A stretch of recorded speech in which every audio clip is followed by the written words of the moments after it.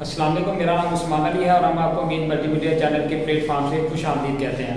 आज हम क्लास 5 का डे 20 का काम डिस्कस करेंगे। डे 20 में हमारे पास एक्सरसाइज नंबर 5.5 क्वेश्चन नंबर 8 और 9 ये स्टेटमेंट वाले क्वेश्चन है।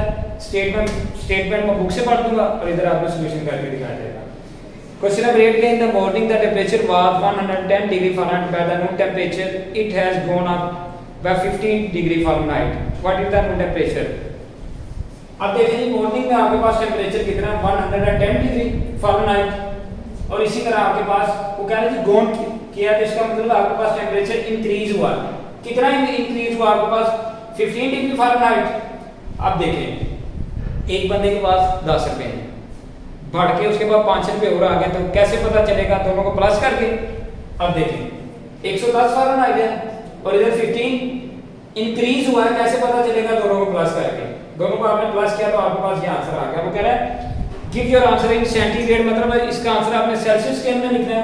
सेल्सियस स्केल में चेंज करने का आपके पास जो फार्मूला है वो आपके पास क्या है, फ़ारेनहाइट -32 मल्टीप्लाई 5/9। फ़ारेनहाइट का क्या मतलब है, जो आपके पास वैल्यू फ़ारेनहाइट में है 125 -32 मल्टीप्लाई 5/9। अब इन दोनों को माइनस करके आपके पास क्या आ जाएगा 93 मल्टीप्लाई 5/9। इन दोनों को आपने मल्टीप्लाई करना है तो आपके पास आ जाएगा 465।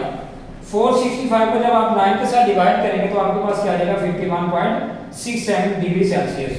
अब इसी तरह क्वेश्चन नंबर 9 की तरफ हम आते हैं। Maqsood record the temperature as 45 degree centigrade, a thunderstorm comes at the temperature drops by 11 degree centigrade. बाद में आपने इसका टेंपरेचर बताना है, give your answer in Fahrenheit scale. वो कहता है जब उन्होंने टेंपरेचर को पहले देखा था तो वो आपके पास 45 डिग्री सेल्सियस था, ठीक है। उसके बाद वो कह रहे थे 11 डिग्री टेंपरेचर गिर गया है, मतलब कम हो गया है।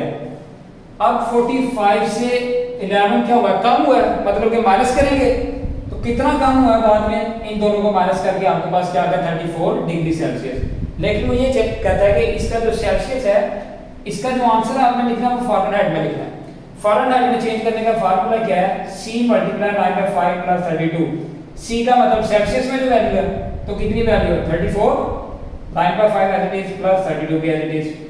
इन दोनों को आपने मल्टीप्लाई करना है, तो मल्टीप्लाई करने के बाद आपके पास आंसर क्या आ जाएगा 306 divided by 5 as it is plus 32। इनको आपने डिवाइड किया है तो आपके पास आ गया 61.2 प्लस 32।